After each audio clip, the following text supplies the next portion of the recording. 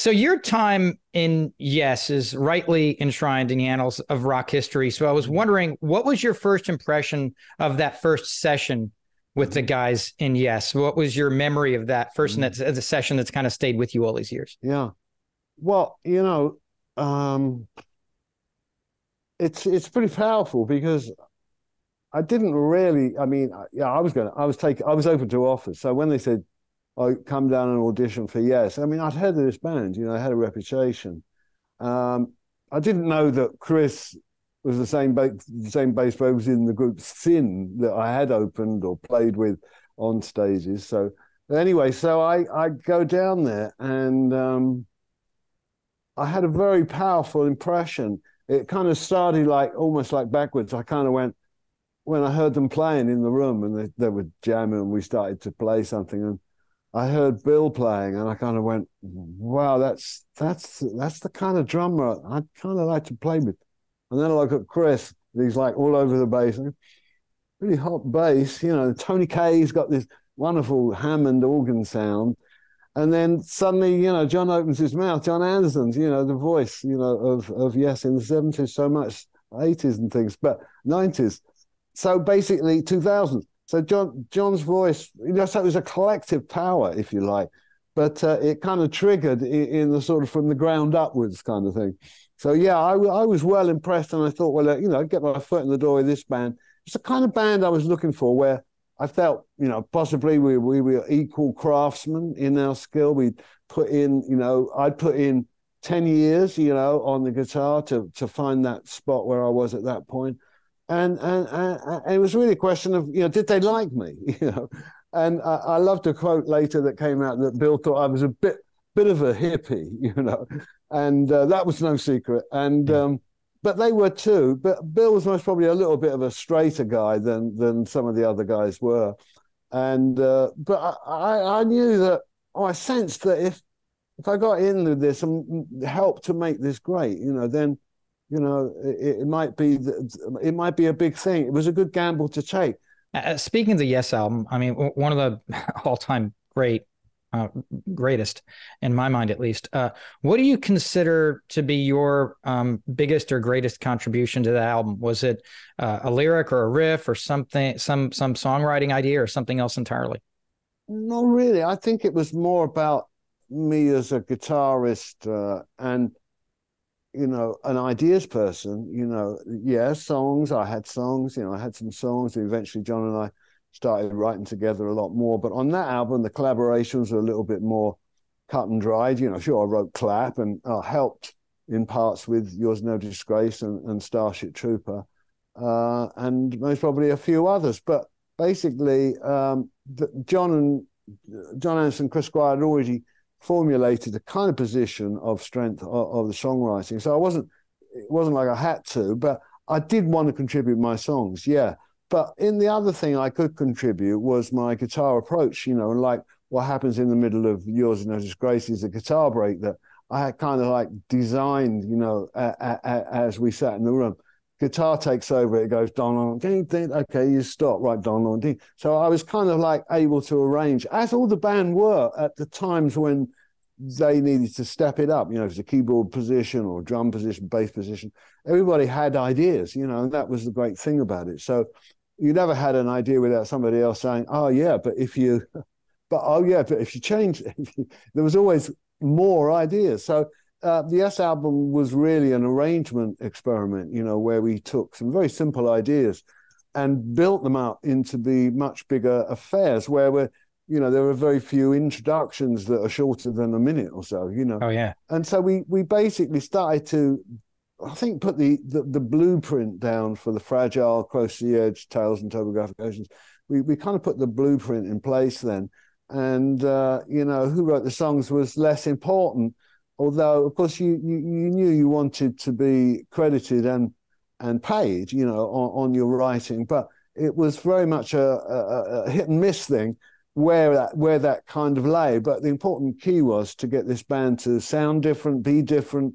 I think it was the originality of the other guys. The point I might have missed when you asked me previously about what did I think about the guys. I think one of the most important things really was that they were original. You know, that there wasn't a guy there who was, you know, doing the same old, same old. You know, they all had this streak of originality, which was terrific. You mentioned yours is No Disgrace, and we were talking about song credits. As I recall, that was credited collectively. Mm. Was that based more on collaboration, or I'm going to use the word segmentalization? And I only ask in that way because based on the structure of the song, I can almost see different band members bringing different parts and then figuring out how to transition them. But then at the same time, I could also see how it could be more of a traditional team brainstorming effort. Which more was it, or was it a combination? I don't know. I mean, it was, you know, how ideas got developed was part of the skill that we were using. But I mean, I think that was credited to the band because it was a fair credit. You know, I mean, yeah, I mean, you know, it may be unfair in some respects that John gave up maybe a little bit more of the lyric writing than he did. But in a way, what Yes did was we broke tradition with this old theory that there's 50-50, you know, 50% of the credit goes to the writer of the lyric and 50% goes to the writer of the music.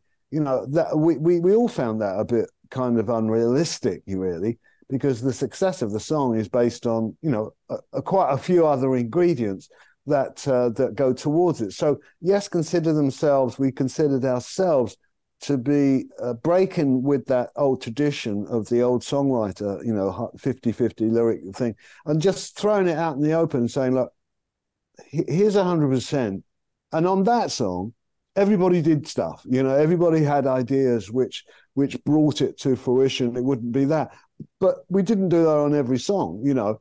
But we did find, you know, it's kind of confidential. I'm not going to tell you much more. But later on, we found ways of doing similar things to albums that might look like, you know, John and I wrote lots of it. But in fact, what we gave back to every person in the band for their contributions, for their smaller contributions, other than structure. Normally, songwriting is about structure, you know, the structure of the music, the chord sequences, and also the lyrics.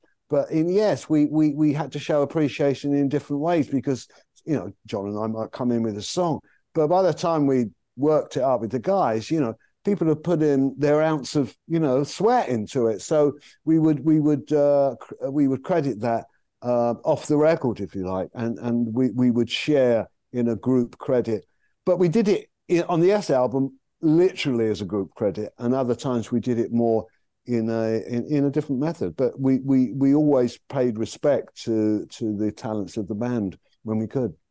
You also mentioned Starship Troopers. To this day, still a fan favorite, certainly one of mine. Truly a multi-layered masterpiece. Is it true that, and I read this somewhere, and that's why I wanted to ask you, that the Disillusion section originally came from an earlier Yes song? I think it was called Maybe for Everyone, and that the Worm section came from yet a different song, Well, like from one of your prior bands? that's right. I can't vouch for whether that. As far as when you were talking, then I was thinking you were about to say that fundamentally that section was written by Chris, and that's what I would say. You know, that segment. He didn't imagine it was going to have country picking guitar, but you know, when I played the chords, he said these are the chords. You know, there's 4 chords. You know, this. It was just E, D, G, A. You know, and I made them 6, which gave them a kind of a happy kind of feeling, you know, even though it's sort of disillusioned. But basically, so there was that. So that's an example. Yeah, as far as I knew, Chris wrote that bit, and I gave it a bit of a country picking thing, and the band stopped playing, and it was just a relief moment, if you like. So it was understated. There was no other orchestration except a guitar, which was, you know, suited me fine being the guitarist. When we go to what happened to Worm, yeah. Back in 68, 69, you know, I was in a band called Bodast, and we really struggled. I mean, this was really one of my worst struggling periods ever, really on the breadline. And, you know, we got dropped by this label who had signed us. And basically, yeah, we'd recorded a song it was actually called The Ghost of Nether Street, but I think it ends up being released called just Nether Street. But anyway, it was really called The Ghost of Nether Street. And in there, I go over my own chords. And that was part of the structure I added to to a song written by Clive Skinner. And basically, what happened was just before, one of the reasons I joined Yes, and I was available, was that they axed us and they dropped the recording. So I imagined, and anybody would have thought, that I was never going to hear those recordings again. Well, it was partly through my own work that people did hear them, and this is why. So we're doing, the Yes album, and I say, well, I got these three chords. It's a G with a D root, and it's an E flat with a B flat root, and it's a C with a G root. And so it was, that's pretty cool. And they start playing, and they go do do do do do do do do do do, and I play that theme, of course, thinking, okay, I wrote that, and now it's going to be with Yes. So I was happy. But in 78, I was on tour, and I got a very dramatic message. I got a telegram that somebody had passed away, and it was Clive Skinner, or Muldoon. I think he screwed up his second name and called himself Muldoon or something. But I think his name, anyway, he passed away very tragically, very lonely, and he was a terrific singer and writer. And he really felt disillusioned. The world had turned their back on him, and I had as well. I'd rushed off to Yes, and by 78, you can imagine Yes were a pretty big band in the UK, in the world, in fact. And Clive was kind of lost nowhere. So I wish to hell I'd stayed in touch with him. But as it happened, he passed away. So then I thought, just out of respect for Clive, So I called the other guys in the band, Dave and Bobby, got in touch with them, and I said, how about we get those recordings and we release them, So somehow we managed to do that.